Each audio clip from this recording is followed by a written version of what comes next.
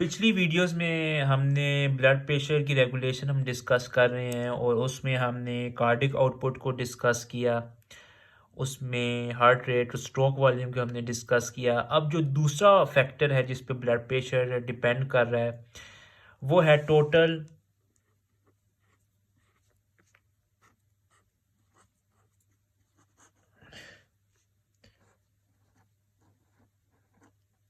Peripheral vascular resistance. मतलब जितनी ज़्यादा रेसिस्टेंस ज़्यादा होगी उतना ज़्यादा ब्लड प्रेशर ज़्यादा होगा एंड वाइस वर्सा। अब हम किस तरह जो है पेरिफेरल वास्कुलर रेसिस्टेंस किस तरह जो है अफेक्ट होती है, तो हम इसको 4 फैक्टर्स हैं जो इसको अफेक्ट कर सकते हैं पेरिफेरल वास्कुलर रेसिस्टेंस को। उसमें सबसे पहले जो आता है वो आता है सिंपैथेटिक नर्वस सिस्टम। रिमेंबर यहाँ पे मैंने ऑटोनॉमिक नर्वस सिस्टम नहीं कहा, मतलब पैरासिम्पैथेटिक नर्वस सिस्टम का वास्कुलर रेसिस्टेंस में कोई रोल नहीं है, सिंपैथेटिक नर्वस सिस्टम का है। और सिंपैथेटिक नर्वस सिस्टम किस तरह जो है पेरिफेरल वास्कुलर रेसिस्टेंस को अफेक्ट करती है, इसको समझने के लिए हमें vasomotor centre which is present in medulla oblongata, इसको हमें डिस्कस करने की ज़रूरत है। ये मैंने एक मेडुला ऑब्लोंगेटा बनाया है, ठीक है, और जो कि आगे स्पाइनल कॉर्ड में कंटिन्यू हो रहा है। ये जो है सर्वाइकल सेगमेंट है स्पाइनल कॉर्ड का, ये थोरेसिक सेगमेंट है, ये लंबर है और ये सैक्रल है। अगर आप अपर हाफ ऑफ मेडुला में देखें, let's divide this medulla into two. Upper half में आपको बाइलैटरली एक वैजोमोटर सेंटर का कंपोनेंट मिलेगा जो कि वैजोकंस्ट्रिक्शन कॉज करता है, और आप इसको वैजोकंस्ट्रिक्टर सेंटर कह रहे हैं, जो कि बेसिकली वैजोमोटर का एक पार्ट है। और अगर आप लोअर हाफ में देखें मेडुला के, तो ये किधर प्रेजेंट है, ये अपर हाफ में ऑफ मेडुला ऑब्लोंगेटा में प्रेजेंट है। तो वहाँ पे आपको अगेन बाइलैटरली एक रीजन मिलेगा जो कि वैजोमोटर का कंपोनेंट है, और इस ये जो है वाइजो डायलेटर एरिया कह लें या सेंटर कह लें, ठीक है। ये किधर है, ये लोअर हाफ में है, लोअर हाफ ऑफ मेडुला में है, और एंट्रोलैटरली पड़ा हुआ है लोअर हाफ में, एंट्रोलैटरली। और यहाँ पे पोस्टोलैटरली एक रीजन है जिसको हम सेंसरी एरिया कहते हैं, जो कि न्यूक्लियस ट्रैक्टस सोलिटेरियस में प्रेजेंट है मेडुला ओब्लोंगेटा के। और ये जो है सेंसरी एरिया है, ये जो है glossopharyngeal nerve which is ninth nerve और वेगस नर्व से जो है वो इसके फाइबर्स आ रहे होते हैं जो कि सेंसरी एरिया को जा रहे हैं। तो ये जो पूरा रीजन है, this is what we called vasomotor centre.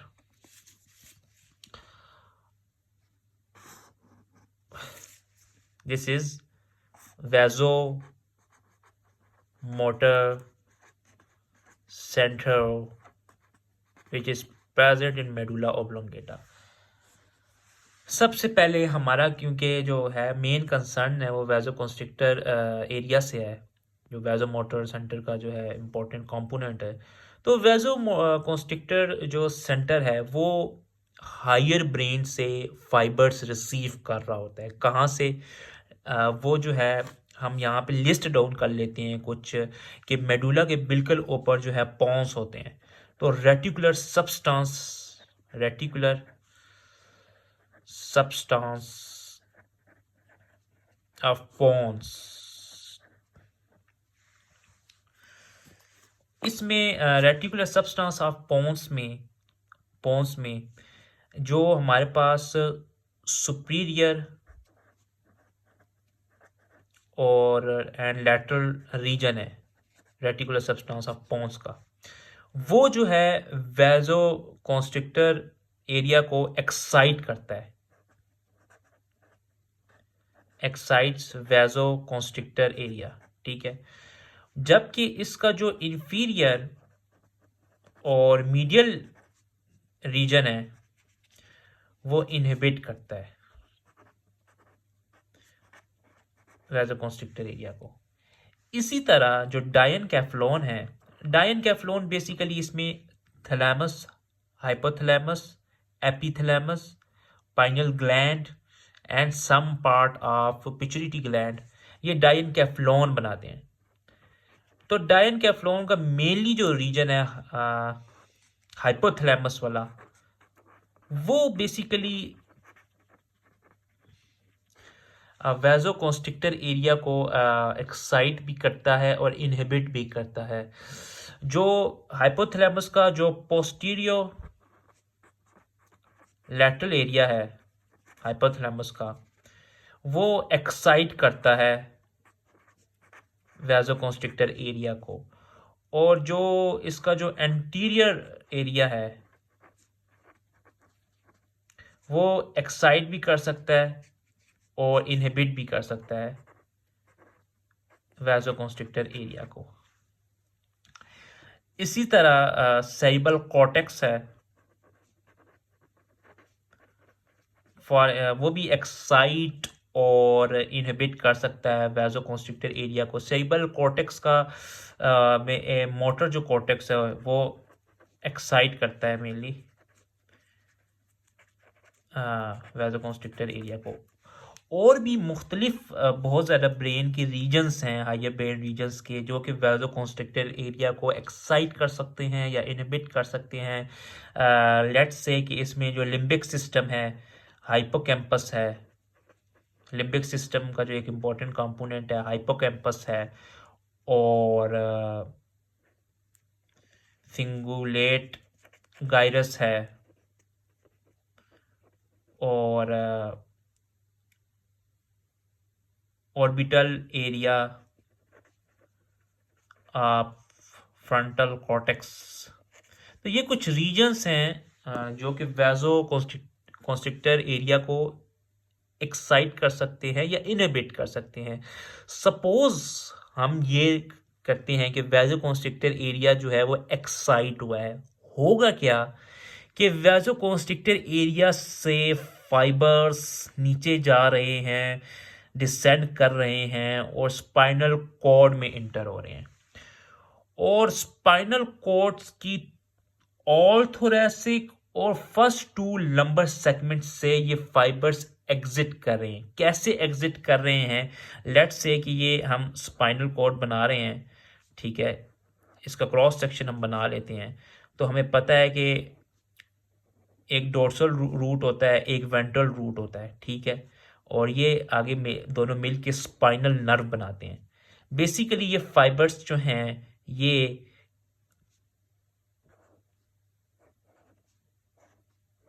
Dorsal root ganglion हो गया और स्पाइनल नर्व हो गई। बेसिकली ये जो फाइबर्स हैं ये वेंट्रल रूट से इंटर होके इस तरह जा रहे हैं, ठीक है, और सिंपैथेटिक चैन में जा रहे हैं। यहाँ पे ये बेसिकली ये आप इनको कह लें कि ये जो फाइबर्स हैं ये वैसोकॉन्स्ट्रिक्टर सेंटर से जो है डिसेंड कर रहे हैं, और स्पाइनल कॉर्ड से ये जो है वेंट्रल रूट से होते हुए स्पाइनल नर्व में जाके सिंपैथेटिक गैंग्लियन में जो है ये प्री गैंग्लियोनिक फाइबर्स हैं, ठीक है, और ये सिंपैथेटिक चेन है, दिस इज सिंपैथेटिक चेन।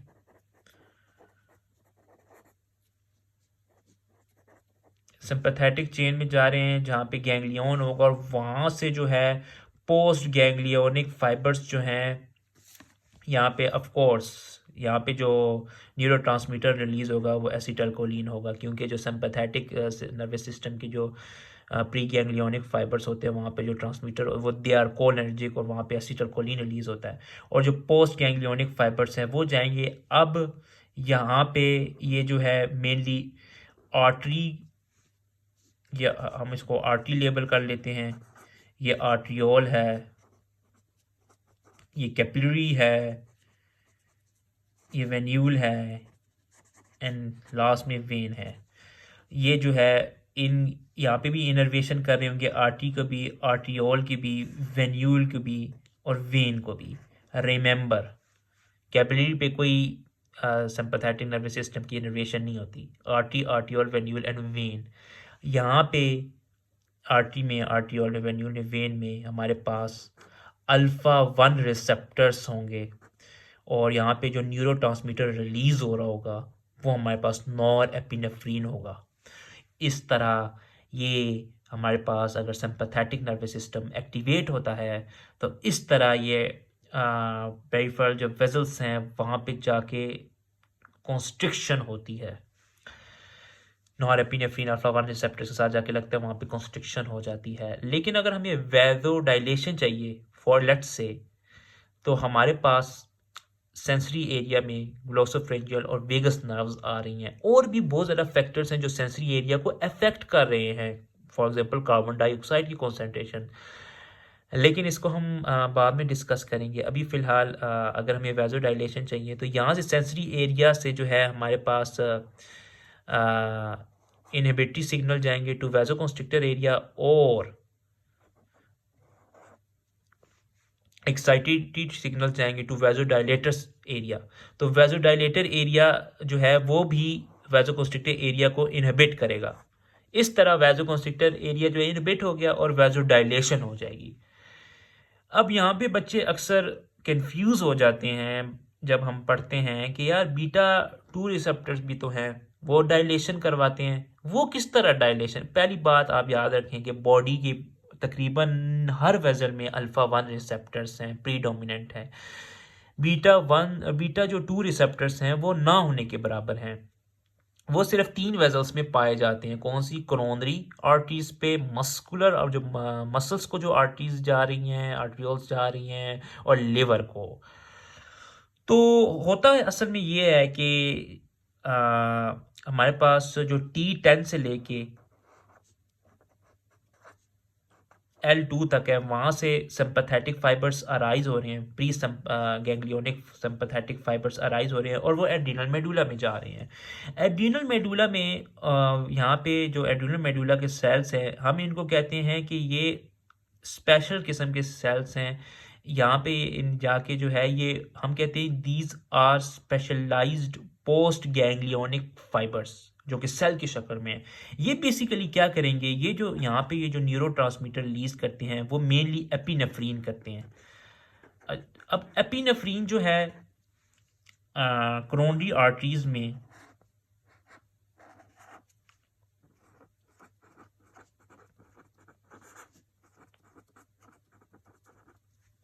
और जो मसल्स को जो आर्टरीज और आर्ट्रियोल्स जा रही हैं, मसल आर्टरीज टू मसल,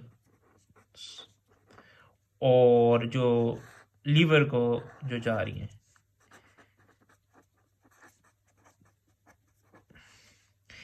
इनमें बीटा 2 रिसेप्टर्स होते हैं। मतलब कि गिनी चुनी कुछ आर्टरीज हैं बॉडी में जिसमें बीटा 2 रिसेप्टर्स, वैसे अल्फा 1 रिसेप्टर्स प्रीडोमिनेंट हैं और अल्फा 1 फैक्टर ये जब रिसेप्टर्स एक्टिवेट होते हैं तो कॉन्स्ट्रिक्शन करते हैं। इनका पावरफुल इफेक्ट है as compared to beta 2 receptors. होता क्या है कि एपिनेफ्रीन यहाँ पे जाके लगती है और इनकी डायलेशन करवा देती है इन आर्टरीज की। ठीक है, वैसोडाइलेशन हो जाती है। अब रिमेंबर, फॉर एग्जांपल हम एक्सरसाइज करते हैं, ठीक है, एक्सरसाइज में सिंपैथेटिक नर्वस सिस्टम एक्टिवेट होता है, बहुत ज़्यादा मसल्स यूज़ होते हैं, तो मोटर कॉर्टेक्स जो है वो वैसोमोटर सेंटर को एक्साइट करेगा, वैसोमोटर सेंटर के वैसोकॉन्स्ट्रिक्टर एरिया को।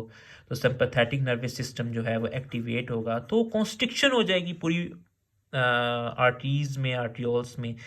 लेकिन इनकी डायलेशन हो जाएगी क्योंकि हार्ट को ब्लड चाहिए in order to pump blood to the exercising muscles, that's why they are become dilated. Similarly जो मसल्स यूज हो रहे हैं उनको भी ब्लड सप्लाई चाहिए और ज़्यादा चाहिए क्योंकि वो एक्सरसाइज कर रहे हैं, तो उनकी भी डायलेशन हो जाएगी उनकी आर्टरीज की, ताकि मोर ब्लड फ्लो हो और मोर ऑक्सीजन उनको मिल सके। इसी तरह जो लीवर को आर्टरीज जा रही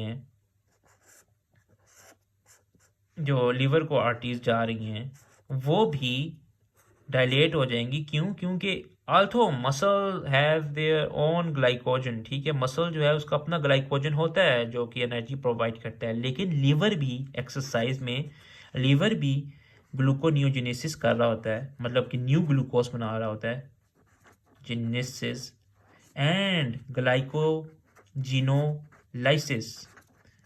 यानी कि जो स्टोर्ड ग्लाइकोजन है उसको तोड़ के ग्लूकोज बना रहा है। ये जो ग्लूकोज है ये ब्लड में जाता है और ये ग्लूकोज मसल यूज़ कर रहे हैं। तो इन तीनों मतलब कुछ वैसे ये जो है कोरोनरी हार्ट में जो है उसको ब्लड सप्लाई चाहिए ताकि वो पंप कर सके ब्लड, मोर ब्लड चाहिए एक्सरसाइज में। तो इस तरह जो है मतलब गिनी चुनी ये आर्टरीज हैं, किस तरह मतलब सिंपैथेटिक नर्वस सिस्टम जो है वो पेरिफेरल वास्कुलर सिस्टम को अफेक्ट कर रहा है। अगर सिंपैथेटिक नर्वस सिस्टम होगा तो आर्टरीज जो है वो कॉन्स्ट्रिक्ट कर रही हैं, जिसकी वजह से क्या आ रहा है, टोटल पेरिफेरल रेजिस्टेंस बढ़ रही है, और टोटल पेरिफेरल रेजिस्टेंस की बढ़ने की वजह से हमारा जो ब्लड प्रेशर है वो बढ़ रहा है। नेक्स्ट जो हमारे पास फैक्टर है जिस पे टोटल वास्कुलर रेजिस्टेंस डिपेंड कर रही है,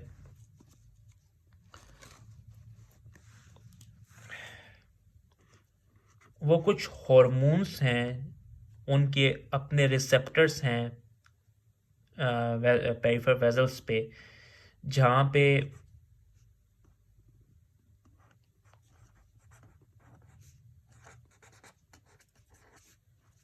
पे वो जाके अफेक्ट करें हैं। सबसे पहले हम इनके दो ग्रुप बना लेते हैं, वो वाले हार्मोन्स जो वेजो कॉन्स्ट्रिक्शन कर रहे हैं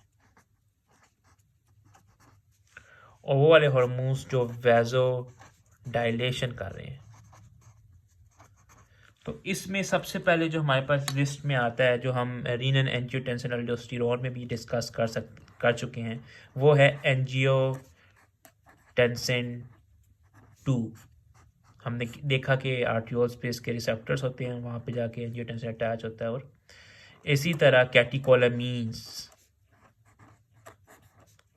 जिसमें एपिनेफ्रीन और नॉर एपिनेफ्रीन आती है, वो भी हमने पीछे देखा कि किस तरह जो है सिंपैथेटिक नर्वस सिस्टम अफेक्ट कर रहा है। इसी तरह थ्रोम्बोक्सिन है, वो वेजो कॉन्स्ट्रिक्शन करवाता है। ल्यूकोट्राइन्स हैं और एंडोथिलिन है। दूसरी तरफ जो वेजो डायलेशन है करवाते हैं,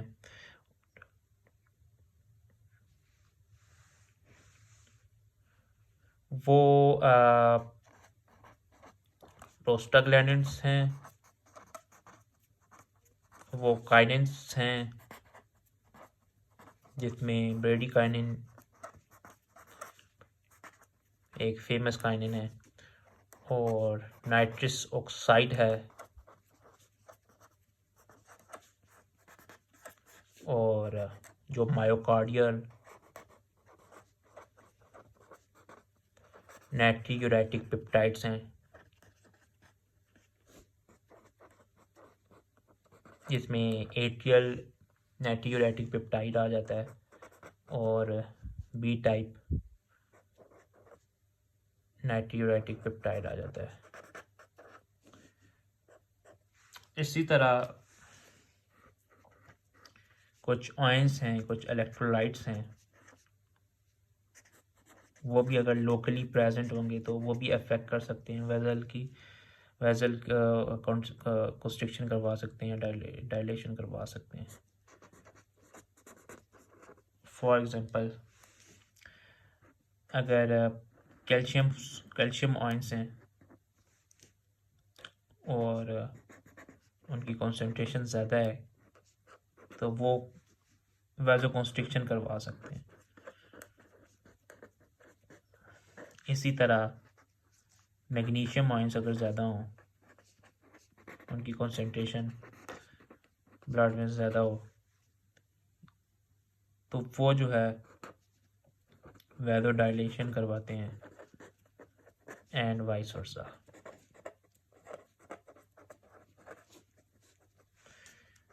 इसी तरह पोटाशियम आयंस अगर ज़्यादा हो तो वो वैदो डायलेशन करवाते हैं एंड वाइस वर्सा। इसी तरह हाइड्रोजन्स आयंस ज़्यादा हो, यानी पीएच कम हो, दूसरे अल्फाज में एसिडोसिस हो रही हो,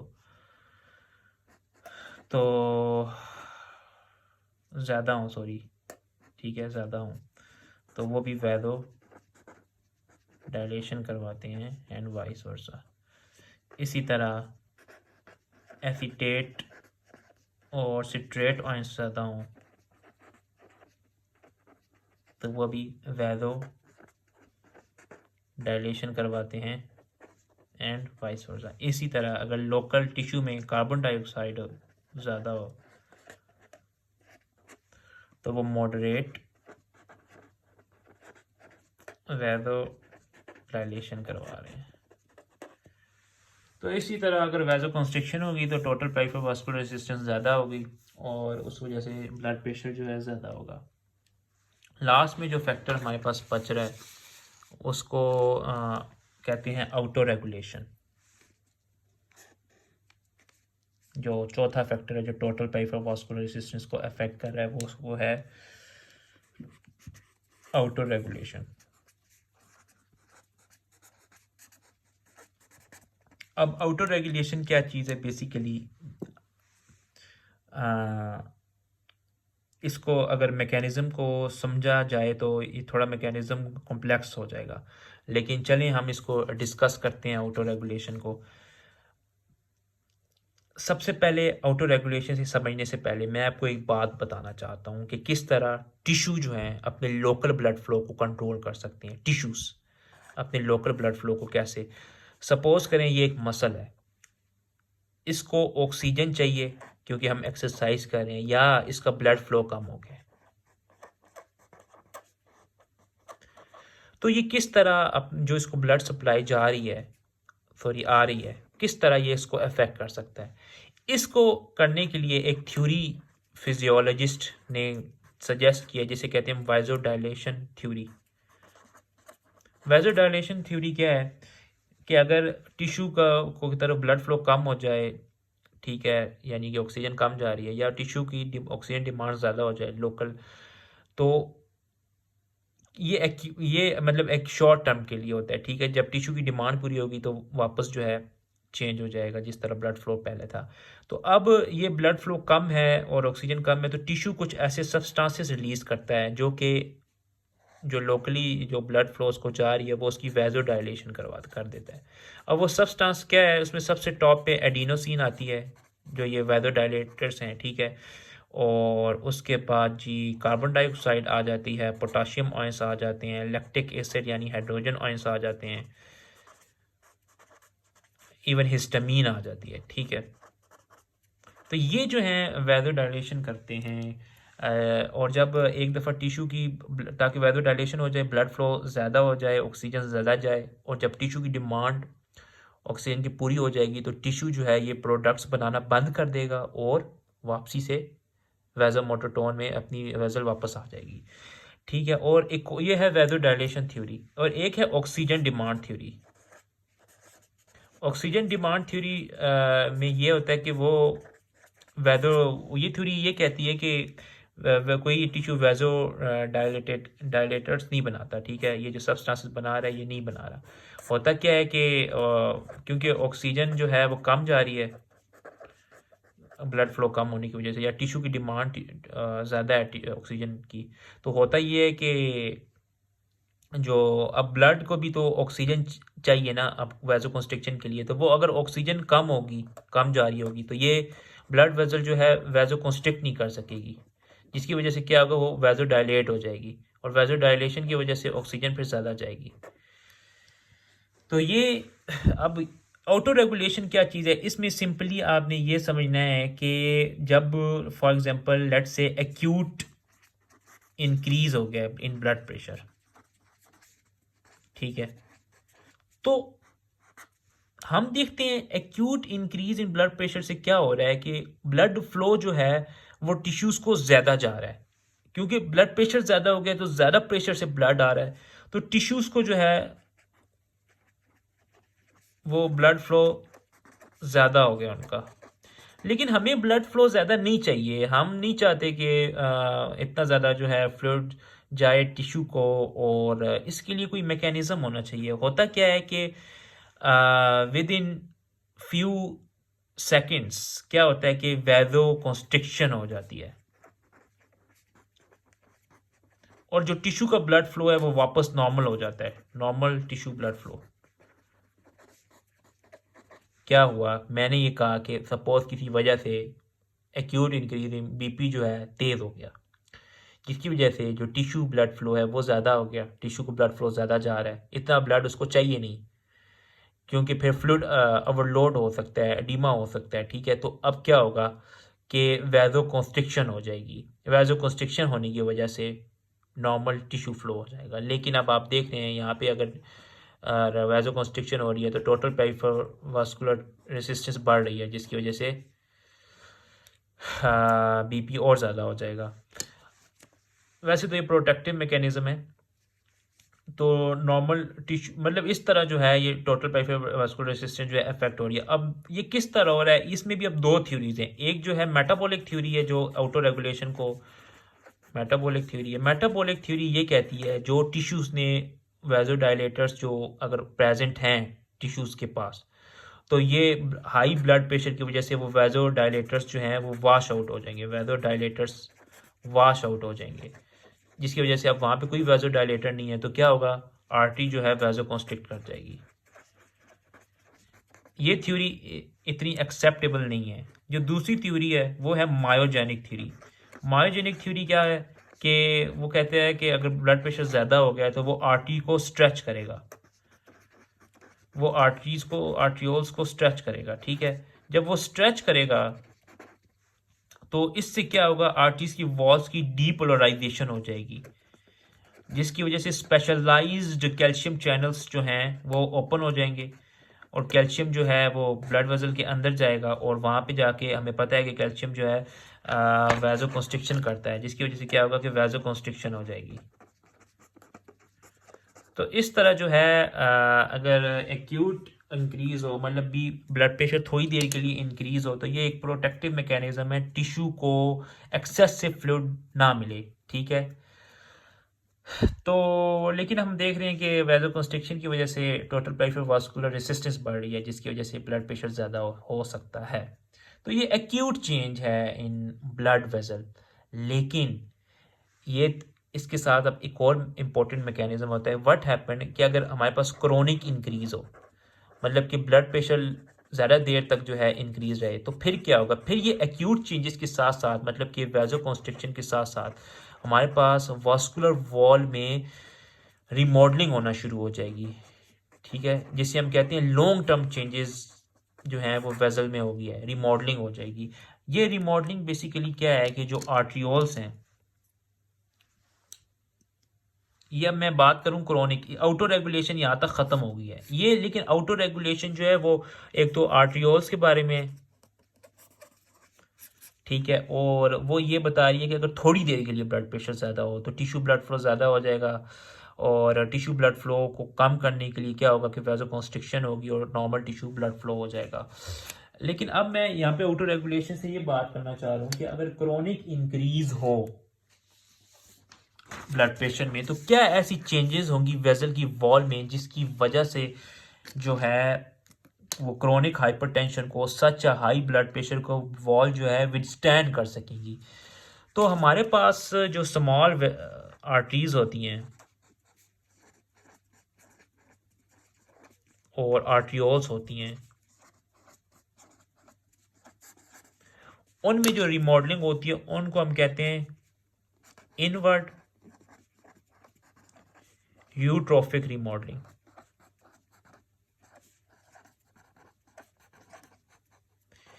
इनवर्ट यूट्रोफिक रिमॉडलिंग का मतलब क्या है कि सपोज करें ये मेरे पास ल्यूमन है वेजल का, आर्टियोल का सपोज कर लें, और आर्टियोल में हमने पढ़ा था कि इसमें एंडोथीलियम होती है,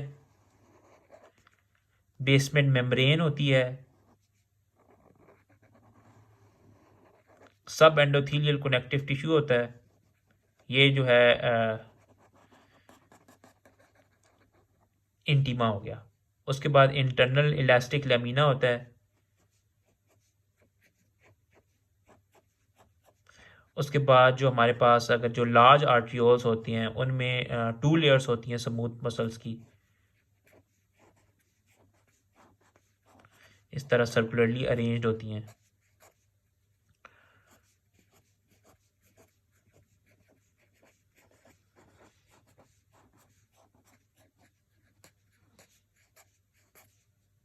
और उसके बाद एक्सटर्नल इलास्टिक लेमिना होता है, और उसके बाद एडवेंटिशिया होता है। ये मतलब एक आर्टियोल की वॉल है। अब इनवर्ट यूट्रोफिक रिमॉडलिंग में क्या होता है कि अगर ज़्यादा देर तक क्रोनिक हाइपरटेंशन हो, क्रोनिक हाइपरटेंशन हो, तो इतने ज़्यादा हाई ब्लड प्रेशर को विदस्टैंड करने के लिए एक चेंज होता है जिससे, अच्छा ये जो है ना ये ल्यूमन है, ठीक है, इसको ये जो है आप डायमीटर है, ठीक है, हाँ, ल्यूमन का डायमीटर है, और ये जो है क्रॉस सेक्शनल एरिया है, this is cross sectional area. Chronic hypertension में क्या होता है कि आर्टियोल्स में और स्मॉल आर्टरीज में इनवर्ट यूट्रोफिक रिमॉडलिंग होती है। मतलब ये कि जो ट्यूनिका मीडिया में जो स्मूथ मस्कुलर लेयर है, ये स्मूथ मसल जो है रीअरेंज होके ल्यूमन के बिल्कुल पास आ जाते हैं, इस तरह, ठीक है। ये अगर मैं एक ल्यूमन बनाऊं, ये एक एंटीमा बना देते हैं हम, ट्यूनिका एंटीमा, और ये मीडिया है। यहाँ पे जो स्मूथ मसल्स हैं जो कि पहले फैले हुए थे, ठीक है, जो लेयर थी वो सर्कुलर लेयर थी, वो फैली हुई थी, ठीक है। अब आर्ट एक तो वैजो कंस्ट्रिक्शन पहले से हुई हुई है, ठीक है, क्योंकि एक्यूट अभी हमने पढ़ा है ऑटो रेगुलेशन में। उसके साथ जो है रिमॉडलिंग हो रही है। क्या हुआ कि जो टूनिका मीडिया में मसल्स जो है एक दूसरे से अलहदा अलहदा थे, एक खास फासले पे थे, वो क्या हुआ है, वो बिल्कुल पास आ गए हैं इंटीमा के, जिसकी वजह से क्या होगा कि जो क्रॉस सेक्शनल एरिया है वो तो सेम रहेगा, cross sectional area remains same just like the normal vessel, लेकिन उनके करीब आने की वजह से जो ल्यूमन है वो तंग हो जाएगा, यानी डायमीटर जो है ल्यूमन का वो कम हो जाएगा, डायमीटर ऑफ ल्यूमन डिक्रीजेस। जबकि हमारे पास जो लार्ज आर्टरीज होती हैं, large muscular and elastic arteries जो होगी, ठीक है, मस्कुलर एंड इलास्टिक आर्टरीज, उनमें क्या होता है, उनमें जो चेंज होती है उसको हम कहते हैं हाइपरट्रोफिक रिमॉडलिंग।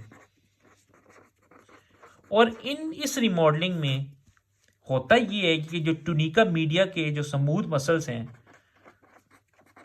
इनकी हाइपरट्रॉफी हो जाती है। हाइपरट्रॉफी का मतलब ये है कि वो साइज में इंक्रीज हो जाते हैं। Hypertrophy is defined as an increase in the size of cell.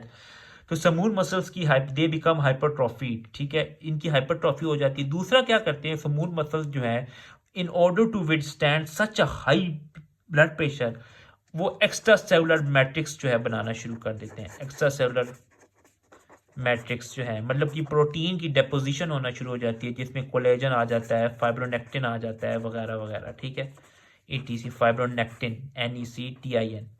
तो ये जो है मतलब कि हाइपरट्रॉफी हो रही है स्मूथ मसल्स की, और एक्स्ट्रा सेलुलर मैट्रिक्स हो रहा है ये। और ये जो है हाइपरट्रॉफी है, इसकी वजह से क्या हो रहा है कि वेसल की वॉल भी इंक्रीज हो रही है, वॉल की जो थिकनेस है वो इंक्रीज हो रही है, क्रॉस सेक्शनल एरिया इंक्रीज हो रहा है, और डायमीटर जो है ल्यूमन का वो भी डिक्रीज हो रहा है। अगर आप एक डायग्राम देखें तो आपको उससे ज़्यादा समझ आ जाएगी कि अगर ये एक नॉर्मल आर्टियोल है सपोज करें, और नॉर्मल आर्टियोल जो है नॉर्मल जो है थोड़ी वेदल है, ब्लड वेदल है, उसका इन्होंने ल्यूमन दिखाया हुआ है। अब क्रोनिक हाइपरटेंशन होगी, ठीक है, क्रोनिक जो है इंक्रीज इन ब्लड प्रेशर होगा, या क्रोनिक हाइपरटेंशन आप उसको क्या नाम दे दें, तो होगा क्या कि वैजो कंस्ट्रिक्शन होगी, एक्यूट जो चेंज है वो तो होगी, उसके साथ साथ जो है रिमॉडलिंग होना शुरू हो जाएगी। जो आर्टियोल्स में जो स्मूथ मसल्स टूनिका मीडिया में थे वो बिल्कुल ल्यूमन के करीब आ जाएंगे, जिसकी वजह से क्या हुआ कि क्रॉस सेक्शनल तो बिल्कुल सेम है, लेकिन जो ल्यूमन डायमीटर है वो डिक्रीज हो गया है। और जो लार्ज वेजल्स हैं जो मतलब मस्कुलर और इलास्टिक वेजल्स हैं, उसमें क्या होगा, उसमें हाइपरट्रोफिक रिमॉडलिंग होगी। मतलब कि जो स्मूथ मसल सेल्स हैं दे टूनिका मीडिया, एक तो ये इनकी हाइपरट्रोफी हो जाएगी, they become increase in size, secondly they begin to produce extra cellular matrix, collagen हो गया, फाइब्रोनेक्टिन हो गया, इनकी डेपोजिशन, जिसकी वजह से क्या होगा कि क्रॉस सेक्शनल एरिया भी इंक्रीज होगा और साथ में डायमीटर जो है वो भी वेजल का डिक्रीज हो रहा है। क्यों? क्योंकि मसल्स जो है हाइपरट्रॉफीड हो रहे हैं, वो साइज में इंक्रीज हो रहे हैं, तो वो जाहिर सी बात है दोनों तरफ की तरफ पुश करेंगे, तो डायमीटर भी डिक्रीज हो रहा है और क्रॉस सेक्शनल एरिया भी इंक्रीज हो रहा है। इसके साथ साथ हमारी रेगुलेशन ऑफ ब्लड प्रेशर होती है ख़त्म। Thank you.